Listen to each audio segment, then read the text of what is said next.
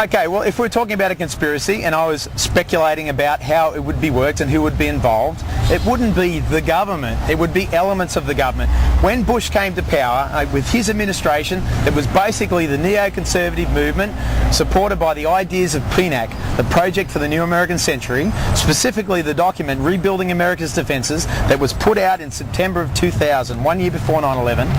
I would be thinking, well, what did PNAC say? PNAC said we needed a new Pearl Harbor to accelerate the American empirical aims, to build the American empire. I'd be thinking, well, okay, well, who's in PNAC and what influence do they have? And where else do they have influence? Within the CFR, say, for instance, the Council of Foreign Relations, the Trilateral Commission, these other organisations outside of government that stay in power permanently. The heads of government change in America and the governments change, but we have these structures. We have the military-industrial complex and we have these structures of influence within these think tanks. Now that's the sort of place we should be looking. Sure, elements of the government allow these things to happen or possibly even order these things to happen, but how, we don't, it's not the government. There's not every congressman in America knows about it. That's ridiculous. Or every senator. I don't think that hardly any of them would have known about anything to do with it. But they deserve to be allowed to investigate it, as many of them have wished to. People like Dennis Kucinich, people like Ron Paul, other people, Cynthia McKinney that was asking questions about 9/11 that never got sufficient answers. Everybody had to go to lunch or go to the toilet every time she asked a question about 9/11. And do you think it's possible that questions or answers about the collapse of the buildings were maybe deliberately missed out or left out to create this type of atmosphere where people are questioning it, but not questioning the failures of NORAD, the failures of the government to identify that there was a terrorist threat? Well, I mean, no one's asking those questions. Oh, absolutely, we're asking those questions. We've been asking those questions from day one. But I mean, the victims' families. The 9/11 Commission received questions from the Victims' Family Steering Committee, predominantly the Jersey girls.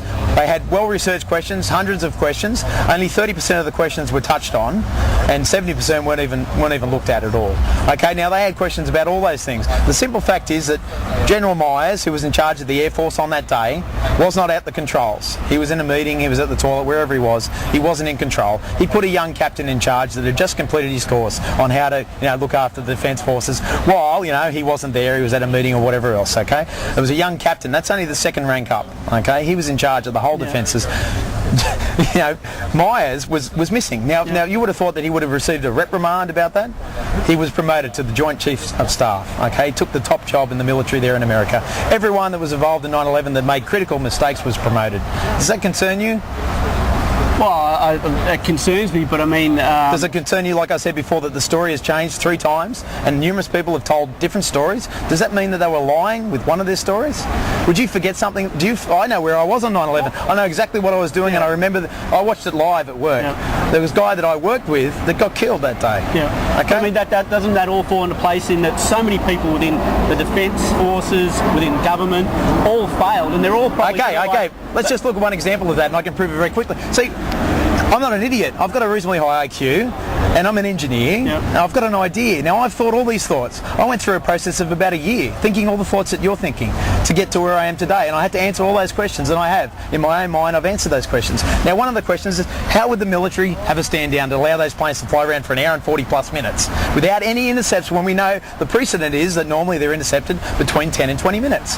How could that happen? Well, I thought, I better look into it. So there was an air traffic controller that I actually know, Robin Horton, that actually worked out of Boston at time going by, and he's actually got a pilot's license, and he's quite a well-qualified guy. He uncovered the fact that Donald Rumsfeld, Dick Cheney, etc. changed the protocols for NORAD in June of 2001, a few weeks before 9/11, so that they had to get clearance to get aircraft in the air for the first time since just after the Second World War from the Pentagon. When previously the air traffic control could ring the Air Force Base and say, we've got an emergency situation, we've got a plane off course, please get up and find out what's going on. They changed the protocols that day, so they needed clearance from the Pentagon, who wouldn't pick up the phone. Then they also needed to follow the slow protocol. They got rid of the fast response emergency protocol. They put in only the protocol in place was the hijacking protocol, which was a slow response protocol. We've got plenty of time, boys, because they're playing games with us. We'll get up there when we can and we'll sit back from the plane. We'll see what they're doing before we react. Okay, so they took away the emergency protocol, which those 3 of the 4 planes were emergencies. One that they heard something about a hijacking, so they were thinking that was a hijacking, but they lost the transponder and they lost communications, VHF communications. which instantly makes it an emergency. There must be a mechanical fault, there must be something going on. There's no hijack code transmitted, they've just gone silent. Okay, so what are we going to do? We're going to get planes straight up. But what happened on 9/11? Because they changed the protocols, they talked to NORAD, or whoever it was NEEDS and NORAD. There was two different departments looking after the defence, but say the Air Force, they talked to the Air Force at the Pentagon, nothing happened. For ages. An hour and 40 minutes from the first hijacking to the last plane crash and not one intercept of any aircraft. Unbelievable. But we had in Washington confirmed we had a 747 E-4B plane with all the radar equipment. The mobile command centre for the military was up in Washington when the plane hit the Pentagon. How did they get up there when we couldn't get a jet there?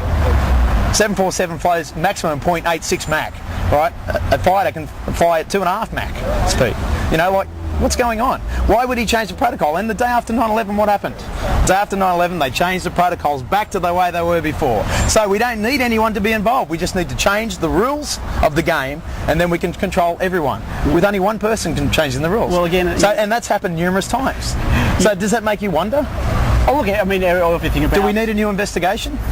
I don't think a new investigation is going to change. Okay, so it's not going to change anything. How about a new international investigation? I don't How about an investigation that is demanded by the people of New York that were harmed by this incident? How about that? How about a subpoena powered, publicly funded by the people like me that care, not people like you that obviously don't, okay, that want an investigation? How about we let them have an investigation in New York? They have 80,000 signatures now from residents of New York demanding an investigation. They only need 30,000 to put it on the ballot there, and they're refusing them the investigation.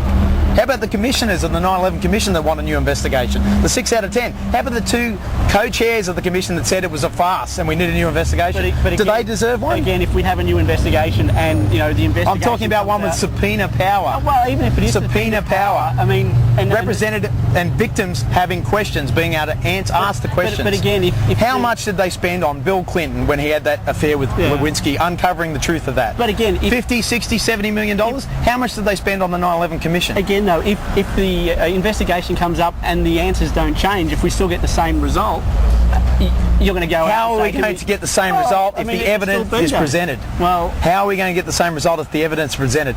David Ray Griffin just wrote a book about World Trade Center 7. I'll just give you one example about the report. I've already told you about the free fall that they won't explain.